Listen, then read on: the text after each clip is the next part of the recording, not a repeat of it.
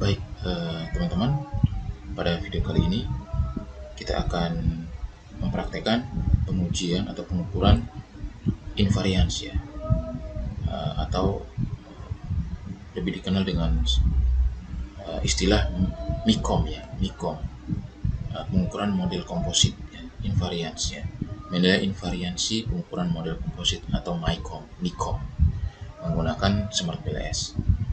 Nah, ini saya terjemahkan dari tulisan yang ada di website Smart PLS. Nah, invariansi pengukuran merupakan masalah penting ketika melakukan analisis multigroup PLSM. Jadi sebelum melakukan multigroup analisis menggunakan PLSM ini, maka penting untuk kita mengukur dulu invariansi dari masing-masing variabel ya. Nah, penelitian Hensler dan kawan-kawan itu memperkenalkan prosedur untuk menilai invariansi pengukuran model komposit saat menggunakan PLSM. Jadi sudah ada ini penelitian yang dilakukan oleh Hensler dan kawan-kawan gitu ya. Jadi mereka memperkenalkan prosedur untuk menilai invariansi pengukuran model komposit ini saat menggunakan PLSM. Nah, menurut mereka itu ada 3 langkah ya untuk melakukan analisis ini ya, analisis invariansi ini ya. Itu yang pertama itu kita menganalisis dulu invarians konfigurasi. Lalu yang kedua baru kita menganalisis invarian komposisi. Nah, lalu yang ketiga itu analisis persamaan nilai rata-rata dan variansi gabungan. Nah, itu. Lalu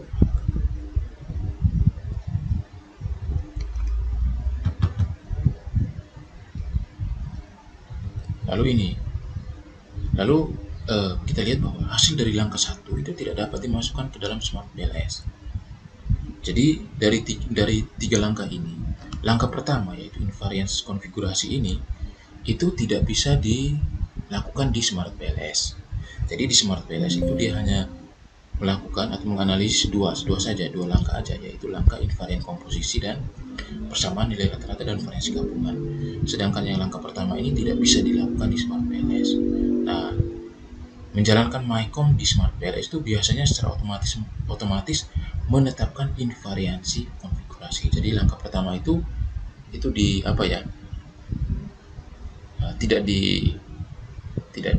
dimasukkan di Smart PLS ya.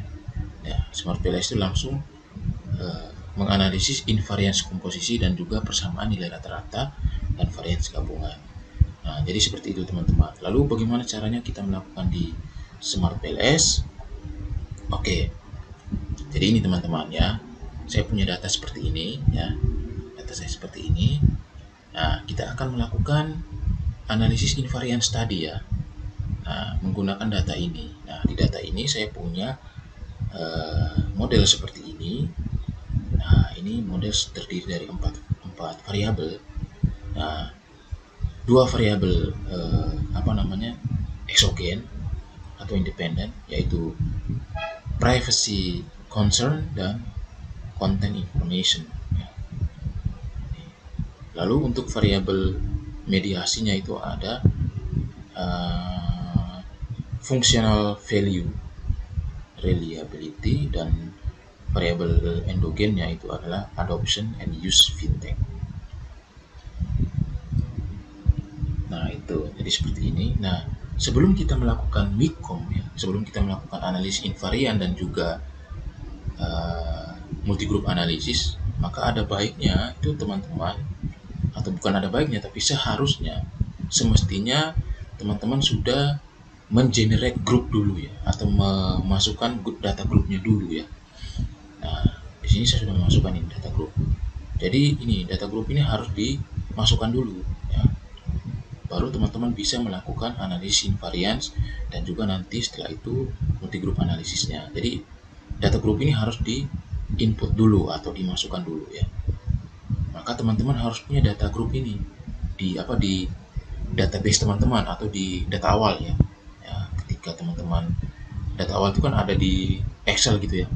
Nah, di data tabulasi Excel itu teman-teman harus memiliki data berupa grup gitu, data grup. Nah, di sini data grup yang saya miliki itu adalah generasi Y dan generasi Z. Nah, jadi ingin melihat ini apakah ada perbedaan pengaruh gitu ya. Misalnya antara privasi concern ke functional value reliability ini apakah ada perbedaan pengaruh antara generasi Y dan generasi Z gitu. Nah, jadi ingin melihat untuk multi group analisisnya tuh untuk melihat itu apakah ada perbedaan gitu ya, perbedaan pengaruh gitu ya antara generasi Y dan generasi Z. Nah, tetapi sebelum melakukan multi group analisis itu kita perlu menguji dulu invariansnya gitu ya. Kita perlu menguji dulu invariansnya. Nah, setelah kita sudah memasukkan data grup ini, ya, lalu baru kita bisa melakukan analisis varians maupun multi-group analisis. Nah, karena saya sudah memasukkan data grupnya, maka saya bisa langsung ini melakukan analisis varians ya. Analisis varians itu kita menggunakan ini, permutation multi-group analisis yang ini. Ya, nah ini. Lalu nanti kita masukkan ini grup A, grup B-nya ini dimasukkan. Saya di sini saya masukkan grup A-nya generasi Y, grup B-nya generasi Z. Lalu kemudian nih saya start calculation.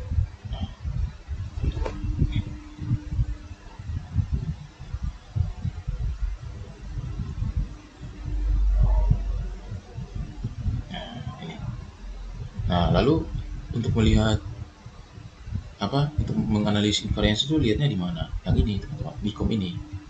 Nah, di MICOM ini kan ada step 2, step 3, step 3A, step 3B. Nah, itu kan seperti tadi yang sudah saya jelaskan teman-teman. Jadi MICOM ini kan ada 3 langkah ya. Tapi langkah pertama kan kita tidak dimasukkan di Smart PLS, cuma langkah 2 dan langkah 3. Nah, langkah 3 ini dipecah menjadi 2, yaitu melihat nilai rata-rata dan variansnya. Jadi dipecah ini, mean sendiri, varians sendiri. Nah, itu teman-teman. Nah, itu ya. Nah, kita lihat dulu yang step 2 ini. Nah, di step 2 ini itu dia melihat korelasi gitu ya. Nah, apakah ada kesamaan korelasi gitu ya antara grup Y dan grup Z gitu ya. Nah, untuk melihat itu tuh kita bandingkan original correlation ini dengan nilai ini 5%-nya ini. Nah, ini atau confidence intervalnya ya. Nah, confidence intervalnya. Nah, original correlation ini itu dia kalau memenuhi syaratnya itu ya untuk mengatakan bahwa composite invariance-nya itu sama antara dua grup itu, maka original correlation-nya ini dia harus lebih kecil dari ini confidence interval 5% ini. Bukan harus lebih harus lebih kecil, tapi harus lebih besar gitu ya. Nah, harus lebih besar atau sama dengan ini confidence interval 5% ini.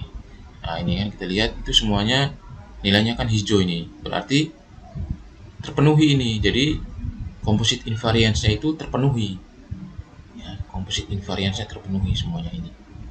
Nah, ini permutation p-value-nya juga hijau kan, berarti composite invariance-nya terpenuhi ya. Itu step 2-nya. Lalu mean-nya. Nah, mean ini kita ingin melihat apakah ada kesamaan atau equal means ya antara generasi Y dan generasi Z gitu ya, equal means. Nah, itu kita lihat dari nilai original difference-nya ini. Original difference-nya ini itu kita bandingkan dengan nilai confidence interval 2,5 sama 97,5 ini. Nilai original difference ini dia mesti di antara nilai di 2,5% dan nilai di 97,5% ini.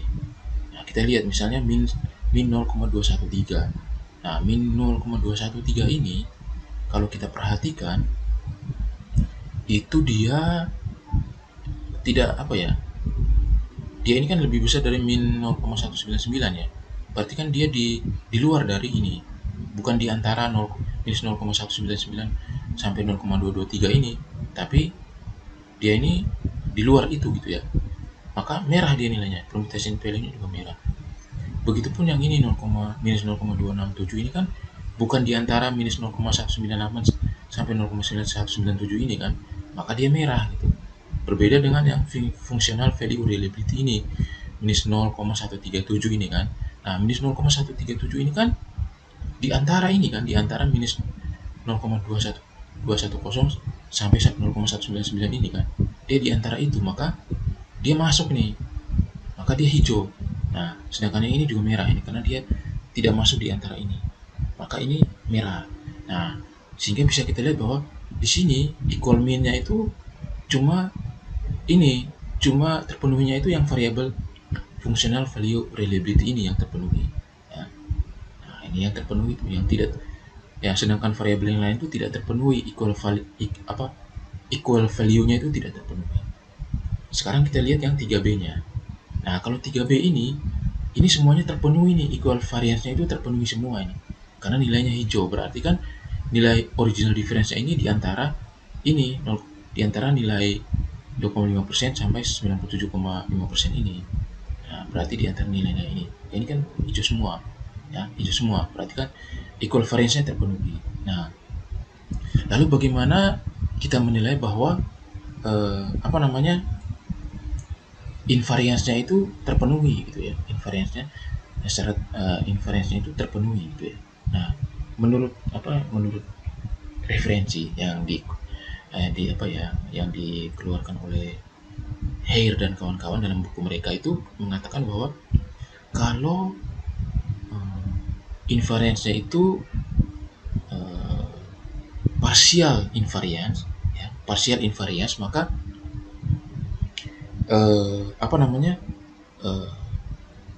maka itu memenuhi kriteria minimal, ya, memenuhi kriteria minimal, dan itu bisa dilanjutkan ke multigroup analisis. Kalau partial invariance ya. Nah, kalau misalnya full invariance ya itu sudah bisa dikatakan terpenuhi sekali untuk dilanjutkan ke multigroup analisis. Nah, kriteria minimalnya itu menurut Hare itu adalah partial invariance. Nah, kalau kita lihat dari data ini, itu data ini itu memenuhi partial invariance. Kita bisa melihat dari ini, dari data mean value-nya sama data ini, variance-nya ini. Nah, kita lihat bahwa ada satu data itu yang dia full invariance, yaitu functional value reliability. Ini kan di mean-nya itu kan dia terpenuhi, equal mean-nya terpenuhi. Lalu di equal variance-nya juga terpenuhi. Berarti dia ini full variance, ya, full variance. Sedangkan variabel yang lain itu mereka partial variance karena di equal value-nya itu mereka tidak terpenuhi, tetapi di variance ini mereka terpenuhi. Jadi mereka masuk di partial variance. Maka bisa kita katakan bahwa data ini memenuhi secara minimal gitu ya, memenuhi secara minimal karena sebagian besarnya itu adalah partial invariance. Maka dia terpenuhi secara minimal. Nah, karena terpenuhi secara minimal, maka kita bisa lanjutkan kepada multigroup analisis. Oke, jadi saya pikir demikian saja penjelasan dan praktik mengenai pengujian invariance ya, atau NICOM menggunakan Smart PLS. Semoga video ini membantu. Terima kasih sudah menyaksikan video ini.